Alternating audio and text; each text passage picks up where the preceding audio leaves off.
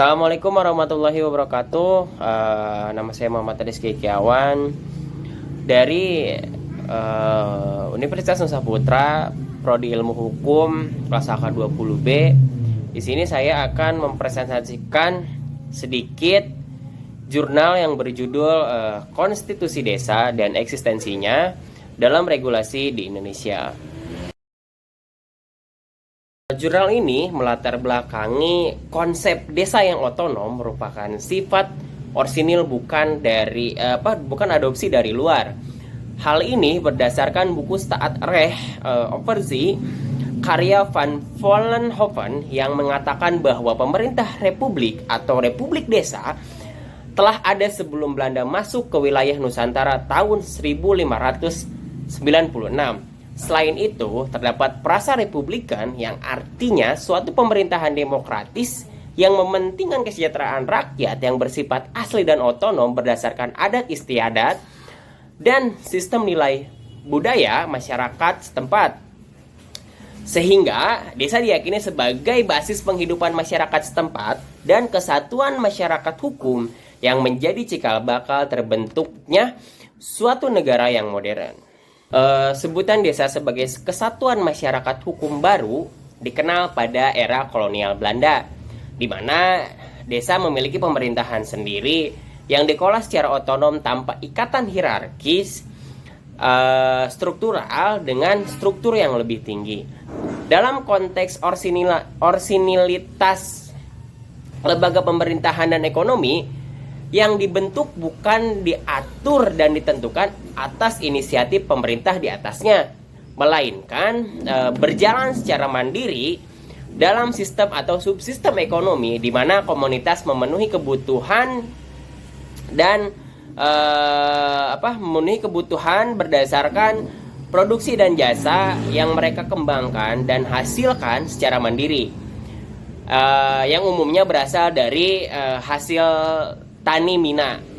Kemudian awalnya kondisi masyarakat adat itu memiliki karakteristik bahasa yang fleksibel dan mudah diterima oleh masyarakat dalam bentuk cerita atau petuah yang tersentral oleh tradisi lisan dan penghormatan terhadap leluhur serta etika sebagai sumber hukumnya. Kemudian seiring berkembangnya zaman lebih spesifik, mereka memahami hubungan antar individu yang melahirkan hukum tanah, hukum perkawinan, hukum waris, dan hukum pidana. Hukum dalam bentuk yang lain yang dihasilkan dari tradisi lisan dan tidak tertulis dalam masyarakat pada umumnya dilihat sebagai sesuatu yang bukan hukum, tapi sekedar kebiasaan. Sehingga kebebasan untuk mengatur proses legislasi desa pada masa tersebut sering terdikte oleh pemerintah Belanda. Kondisi demikian terus berlangsung hingga momen lahirnya konstitusi modern pertama di Indonesia, yaitu Undang-Undang Dasar 1945, di mana Indonesia membuka porsi budaya sebagai bahan pertimbangan dalam sebuah hukum secara konstitusional. Berdasarkan latar belakang di atas, didapatkan rumusan masalah yaitu bagaimana konstitusi desa memperoleh eksistensi di Indonesia. Berlanjut kepada metode penelitian. Metode penelitian dalam jurnal ini menggunakan yuridis normatif dengan menggunakan 3 pendekatan. Yang pertama itu sejarah, yang kedua itu konseptual, yang ketiga itu perundang-undangan. Penelitian normatif ini menggunakan 3 bahan hukum, yaitu bahan hukum primer yang berupa peraturan perundang-undangan dan peraturan tidak tertulis atau peraturan adat. Bahan hukum sekunder yaitu meliputi naskah komprehensif, dokumen sejarah, literatur hukum yang meliputi teori, asas, norma, dan sejarah hukum. Dan yang ketiga yaitu bahan hukum tersier meliputi kamus-kamus bahasa. Tujuan penelitian ini untuk mengetahui eksistensi konstitusi desa sebagai satu kesatuan masyarakat desa dengan menganalisis konteks kesejarahan serta hal-hal yang melatar belakangi kecenderungan persepsi masyarakat desa sebelum konstitusi melewati tahap kodifikasi dan eksistensi dari konstitusi desa itu sendiri dan dalam peraturan undang-undang yang tercermin dalam Undang-Undang Desa. Kemudian ada orisinilitas desa. Praktik berhukumnya sudah ada sebelum konstitusi. Nah, awal timbulnya sebuah desa itu adanya seseorang yang mempunyai pengaruh besar sebagai katalisator, kemudian menggerakkan banyak orang untuk menjadi pengikutnya. Kemudian ia mengajak para pengikutnya tersebut untuk membuka lahan atau hutan yang kosong sebagai pemukiman baru. Dan orang tersebut biasanya cenderung menjadi kepala desa pertama dan dibantu oleh para kerabatnya. Biasanya skema yang terbentuk dalam suatu susunan kepala desa itu mempunyai petugas yang mengurus perairan, perkebunan, kerohanian dan sebagainya gitu kan.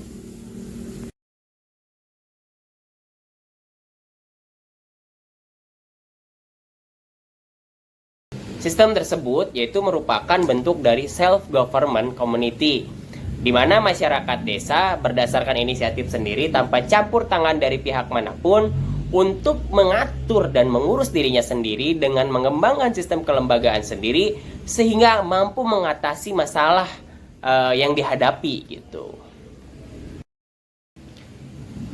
Tradisi hukum Indonesia telah termanifestasi dalam masyarakat pribumi sebagai tradisi hukum yang berbeda dan memiliki karakteristik yang khas, sehingga sebagai sebuah subjek sering memunculkan resistensi walaupun tidak menutup celah akan sifat tidak terstrukturnya ketika nilai-nilai asing masuk dan berpengaruh menjadi unsur yang dominan di Nusantara. Sehingga jelas konstruksi demikian memiliki prinsip asas relativitas kultural sebagai salah satu aspek yang dapat mendeskripsikan dimensi internal atas landasan berhukum desa yang telah eksis sejak pertama kali di wilayah Nusantara dibangun. Identifikasi hukum adat sebagai objek nomoi. Desa membuat sebuah hukum adat esensinya merupakan suatu refleksi dari apa yang masyarakat yakini sebagai pandangan hidup yang sesuai dengan perasaan keadilan dan kepatutan. Dalam formulasinya yang tradisional, hukum adat secara umum dicirikan oleh penyampaiannya yang dilakukan secara tidak tertulis dalam kehidupan masyarakat. Kemudian, hukum adat tidak pernah secara sistematis mengikuti metode legislasi ataupun kodifikasi, sebab ini merupakan manifestasi secara langsung dari perasaan keadilan dan kepatutan yang dimiliki masyarakat secara umum. Dengan demikian, baik sumber maupun perkembangannya, hukum adat terletak dalam kehidupan masyarakat dan tidak tergantung pada proses teknis dari legislasi. Nah, sejalan dengan prinsip tradisi lisannya, adat mempunyai kecenderungan umum untuk menunjukkan kepada tradisi para leluhur yang disimpan dalam berbagai bentuk cerita-cerita dan petua-petua sebagai sumber hukumnya. Kemudian yang C, merangkai tentang konstitusi desa dan telaahnya dalam regulasi tentang desa. Dilihat dari nilai, fungsi dan kedudukannya, motif konstitusi adalah adanya perwujudan perjanjian negara dengan masyarakat atas sebuah kepentingan. Nah, kepentingan di sini yaitu perlindungan hak dan perwujudan kewenangan. Nah, berupa pembatasan diri. Masyarakat sebagai salah satu pihak yang memberikan motif eksisnya sebuah konstitusi, dan masyarakat di sini dapat diartikan sebagai masyarakat sebuah lingkungan dengan sistem nilai atau negara. Dasar desa, mengapa desa dapat memiliki konstitusi, yaitu pertama, sifat yang orisinilitas karena tidak menjadi subsistem dari negara Indonesia. Kemudian yang kedua, kesamaan tujuan, nilai dan perilaku yang ingin dan telah dicapai. Kemudian yang ketiga adalah wilayah keberlakuan. Kemudian yang keempat yaitu kesepakatan penggunaan bahasa. Kondisi perkembangan akan hukum yang sudah berlaku mempengaruhi kecenderungan sebuah komunitas desa, di mana didasarkan pada suatu hal yang lebih fundamental, yang karena pelabelan sifat fundamentalnya tersebut memiliki kuasa yang lebih tinggi dan dapat mematerialisasikan hukum baru dengan proses abstraksi. Nah, premis demikian layaknya teori klasifikasi konstitusi Jim Lee Asigi yang terimbangi dalam konsep konstitusi budaya atau dikenal dengan konsep unwritten constitution yang secara konkret sudah hidup di masyarakat dan mempengaruhi dinamisasi sistem hukum lainnya. Kait eksistensi konstitusi desa dapat juga berupa penelusuran dari nilai-nilai yang eksis di masyarakat dan tercantum pula dalam peraturan perundang-undangan atau kebijakan yang berlaku di masyarakat. Nah, dalam hal tersebut memiliki kemiripan atas karakteristik yang dibawa oleh konstitusi sebagai faktor integrasi antara masyarakat desa, dan bahasa hukum yang digunakan. Namun, konstitusi di sini masih berbentuk tradisional layaknya konstitusi sebelum abad ke-18, di mana dianggap sebagai seperangkat prinsip-prinsip yang tercermin dalam kelembagaan suatu komunitas, sehingga peran konstitusi desa adalah sebagai dasar hukum bagi desa untuk melakukan perkembangan, perubahan, penghapusan hukum yang eksis gitu. Nah, polisi bagi desa untuk mengatur perilaku mereka telah dilindungi oleh pemerintah melalui perundang-undangan.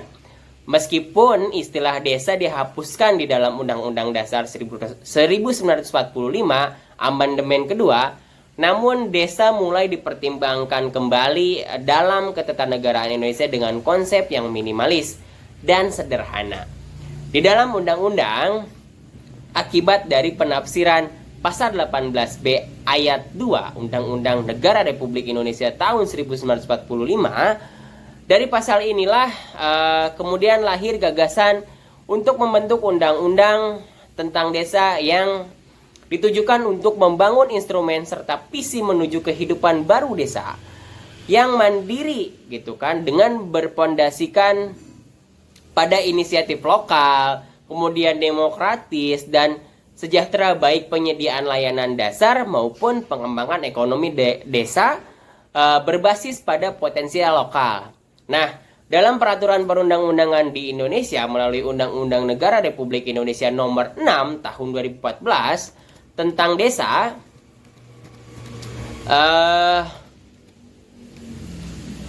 dan Undang-Undang Negara Republik Indonesia Nomor 9 Tahun 2015 tentang pemerintah daerah. Nah, kemudian kewenangan desa dalam penyelenggaraan pemerintah desa yang mulanya menjadi bagian politik desentralisasi berubah menjadi asas rekognisi dan subsidiaritas berdasarkan penjelasan Undang-Undang Negara Republik Indonesia Nomor 6 Tahun 2014 tentang desa, bahwa peraturan desa berasaskan 13 poin yang diantaranya adalah rekognisi, subsidiaritas, kemudian keberagaman dan lain sebagainya, sehingga pelaksanaan pemerintah desa diidealkan melalui perundang-undangan sebagai salah satu subsistem dari tata kelola pemerintahan. Pengakuan atas konstitusi desa telah eksis sejak sebelum masa penjajahan, telah diakui dan diakomodir oleh pemerintah dengan pencantuman hak asal-usul dan terlebar asas rekognisi dan subsidiaritas yang sebelumnya dalam Undang-Undang Nomor 32 Tahun 2004 dan Peraturan Pemerintah Nomor 72 Tahun 2005 hanya mengenal asas desentralisasi dan residualitas gitu. Jadi rekognisi merupakan pengakuan dan penghormatan terhadap desa sesuai dengan semangat Undang-Undang Dasar 1945 Pasal 18B Ayat 2 yang memberikan pengakuan dan penghormatan terhadap kesatuan masyarakat hukum adat beserta hak-hak tradisionalnya gitu. Kesimpulan dari jurnal ini yaitu perspektif atas konstitusi desa di Indonesia telah memperoleh eksistensinya melalui peraturan perundang-undangan di Indonesia, yaitu melalui Undang-Undang Negara Republik Indonesia Nomor 6 Tahun 2014 tentang desa dan Undang-Undang Negara Republik Indonesia Nomor 9 Tahun 2015 tentang pemerintahan daerah, yang telah menganulir semangat atas nilai-nilai hukum yang bersifat tonik sebelum negara ini bernama Indonesia. Dalam perkembangannya pun konstitusi desa tetap menjadi sebuah unsur yang mendasari perubahan akan hukum terhadap perkembangan dalam sebuah komunitas. Hal ini demikian dikarenakan sifat konstitusi desa yang lebih fundamental, karena pelabelan sifat fundamentalnya tersebut memiliki kuasa lebih tinggi dan dapat mematerialisasikan hukum baru dengan proses abstraksi, karena hukum yang berada pada desa cenderung lebih tertulis atau dirangkum dalam bahasa simbol atau makna gitu yang sederhana gitu, seperti itu. Sekian dari presentasi saya. Mohon maaf bila banyak kesalahan. Billahi taufiq wa hidayah. Wassalamualaikum warahmatullahi wabarakatuh.